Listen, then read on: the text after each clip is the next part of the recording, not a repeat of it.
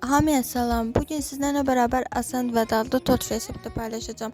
Ama resepte geçmemişten önce kanalıma abone olmağı, like atmağı, bildirimleri açmayı unutmayın. İndi ise geçecek reseptimize. İndi geçecek reseptine. Deməli, bir qaba 4 stəkan un ayırırıq. Un verim, süt.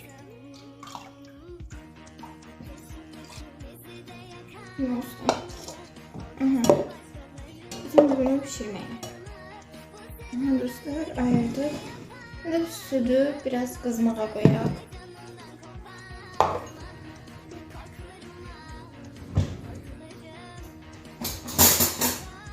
Peki kuru malzemeler getirdim, gəlirlər. Bu arada pasta demişken, mən elə bilirsiniz pastamı unuttum, yok. Unutmadım, sözüm sözdür. 100 aboneye çatanda edeceğim. 4 yemek kaşığı un. Bir bardak, bir su bardağı şeker.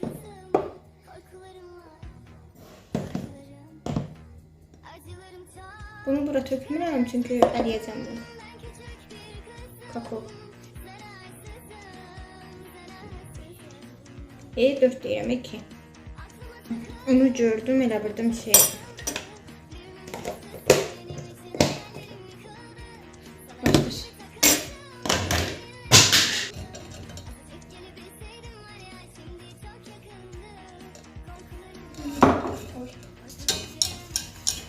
Taksın diye.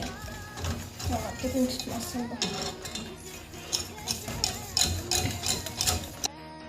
Arkadaşlar pişirdim. Bu kadar yağ. Bir pakette vanil. Altını söndürmüşüm bu arada. Çok alem vanil oldu.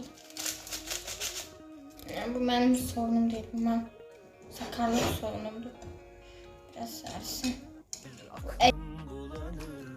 Aha dostlar, şimdi keser. Bu işlemlerde. Bu yaxşıca sıxaq. Biraz su formasında etdik. Labur. Bunu soyuducuya koyup part kimi hazırlayıb. Tökək.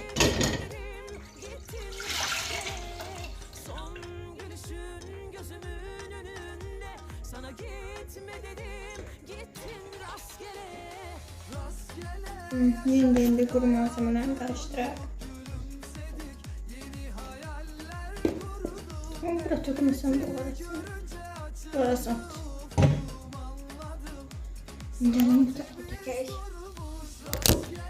buna o bana 4 kaşık dökmüştü. Buna 2 kaşık dökəcəyik. Çünkü bu çok su lazım değil. 2 kaşık döksək. Bu usta eləməyəcəm bunu.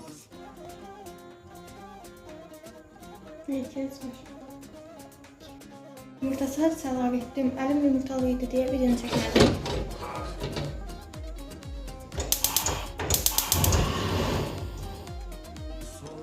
Az süt verək. Bunu tək başlayalım.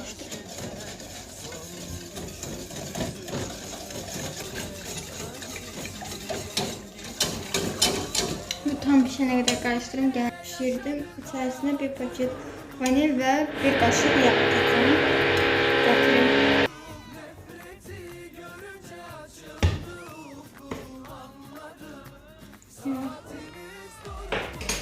Vanil.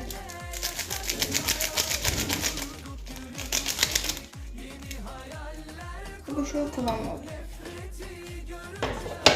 Ben buranı yavaştırayım yine.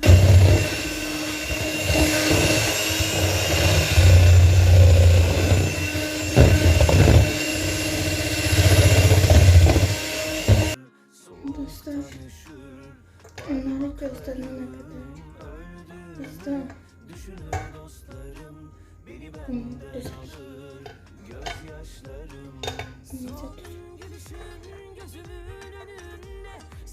Bu düzün ortasına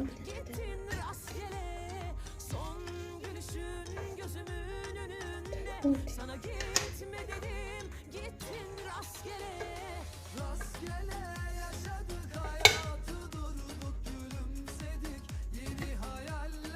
dostlar, düzümün də ağın gəlsin dökün.